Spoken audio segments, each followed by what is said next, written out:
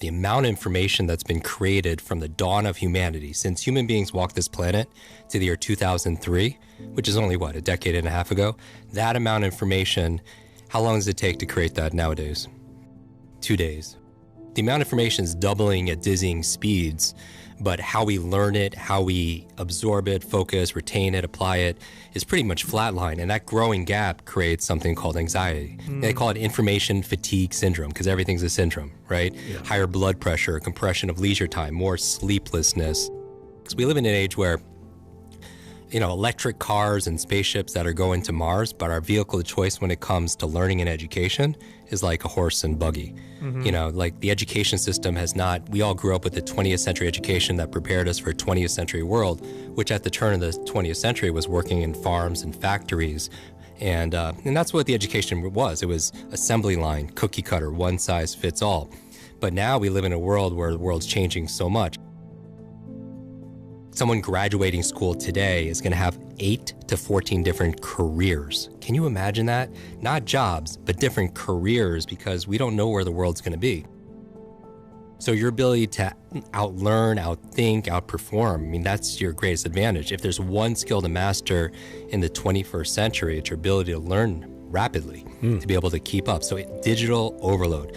The second digital supervillain today that I think is a health threat to everyone listening, whether you're an entrepreneur, you're a parent, you're a high achiever, is this thing called digital distraction. Think about all the social media alerts, the app updates. Our minds are being fried because we're getting these dopamine fixes all the time. Do you know how often the average person opens up Instagram? It's now 150 times. And then if you guys are opening up less, that means somebody's opening up a whole lot more. But that's by design, right? Because every like, share, comment, you get this dopamine flood, and it drives our habits and our addiction, if you will. And we talk a lot about routines, and now we're going to talk about how to jumpstart your brain, morning routine, evening routines, because really the success that everyone is desiring, it's hidden in our daily habits. Right? First, you create your habits, and then your habits create you. But one of the things that a bad habit, the most successful people, they have their to-do list, and we all have our to-do list. But I've also noticed that some of the highest achievers, they have a not to-do list. You know what I mean? They have a list of non-negotiable things they will not indulge in because, we've all read the book Good to Great. You say no to good so you can say yes to great, right? And a lot of times when you get more and more successful, you suffer from this opportunity stress. Right, you get more and more offers, more and more opportunity, and you can't say yes to everything. And that's a big challenge because then you have so many windows open on your computer. And even if they're minimized, they still take up energy and they still take up space and memory. And you wonder why you're fatigued all the time. You wonder why you don't have the mental energy to do the things that you need to be able to do. So digital distraction, and on the top of your not to-do list should be not checking your phone in the first thing in the morning. And I know everyone's listening to me and automatically so many people are just like, oh my God, I hate this guy. But the first hour of the day, the reason why you don't want to pick up your phone is because, and we're all guilty of this, is because it rewires your brain for two things. Number one, it rewires your brain for distraction. When you wake up first thing in the morning, you're in this relaxed, alpha, creative, very suggestible state, right? You just woke up. And so you have to be very careful and protect and stand guard to your mind from outside influences. Because number one, if the first thing you see on your phone, you're watching these cat videos and everything that's going on social media, you're getting these dopamine flood, which is building your distraction muscles. Because when it comes to focus is like there's a focus fitness, if you will, and you have focus muscles, but you also have distraction muscles. And a lot of people, their distraction muscles are way overdeveloped because of picking the phone up first thing in the morning. But the second reason, for a neurological reason why you don't want to pick up your phone the first hour of the day is because it also rewires your brain for reaction. It's training your brain to be reactive. And so, you go through your phone, you wake up in the morning, you pick up your phone, you get one text, one voicemail message, one email, and all of a sudden your day is shot. Like it puts you in a bad mood, and you carry that mood throughout your entire day. And that's a big challenge because if you're just fighting fires, then you're just on the defense. If you're just trying to fulfill everyone else's needs without going through like what's going to help me to win this day, to own this, this day, to be able to make it the best, then then you're reacting. And I have a friend, Brendan Burchard. He says, your inbox is nothing but a convenient organizational system for other people's agenda for your life.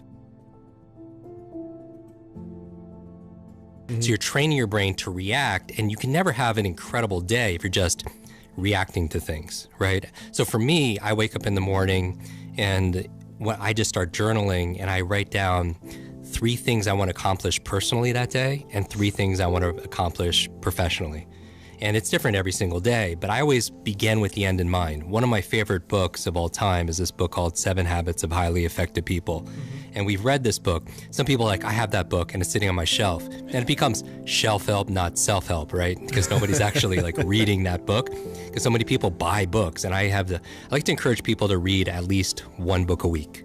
Because the average person reads about 2, maybe 3 books a year. But what I love about reading, number 1, is the best exercise, for your mind. And, it's like reading is to your mind what exercise is to your body. It's an incredible workout. And but most people, they don't take the time to read. But the other reason I like to read is if somebody has decades of experience in leadership, negotiation, entrepreneurship, fitness, and they put it into a book, and you could sit down in a couple of days and read that book, you could download decades of experience into days. And that's a huge advantage, right? Because leaders are readers.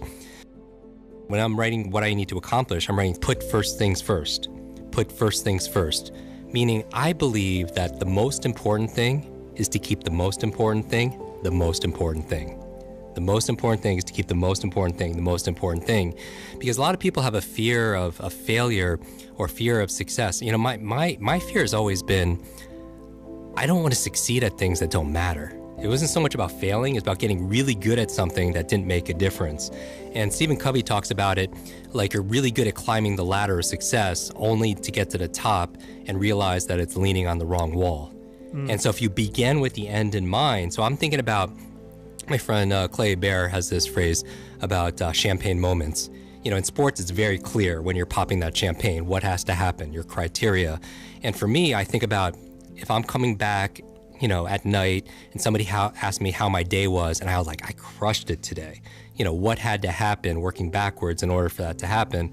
And I think about 3 things professionally, 3 things personally. And so I write that down first thing in the morning, and then I don't check my phone until I get one of those checks done. Just at least one thing, and then I get some positive momentum, for example. But that's the reason you don't want to check your phone. It's training you to be distracted, and it's rewiring your brain to be reactive. And you can't be successful and fulfilled if you're just giving up the sovereignty, your power to something outside of yourself. The third digital, supervillain, if you will, when we're talking about, digital challenges is, so you have digital overload, digital distraction, is digital dementia.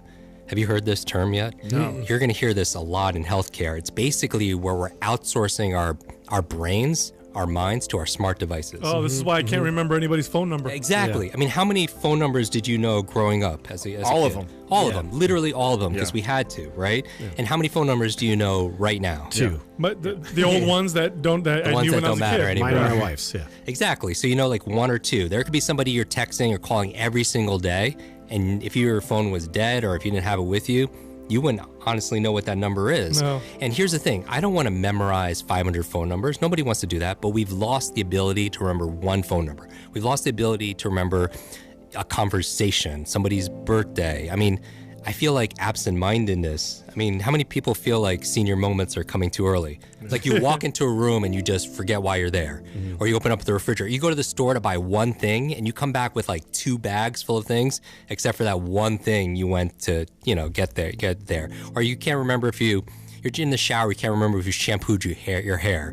And I believe 2 of the most costly words in life and in business are I forgot. I forgot to do it. I forgot to bring it. I forgot that conversation. I forgot that meeting. I forgot what I needed to say. I forgot that name. I mean, I think number 1 business etiquette, networking skill there is remembering people's names. We don't realize how much time we're spending on these devices, right? When you go and you actually look at the numbers, when you look at your phone and you look at somebody's spending 24 hours a week, on social media or whatever it is. I mean, people always say, oh, I have no time to read or I have no time to work out. It has nothing to do with time management. It's all priority management.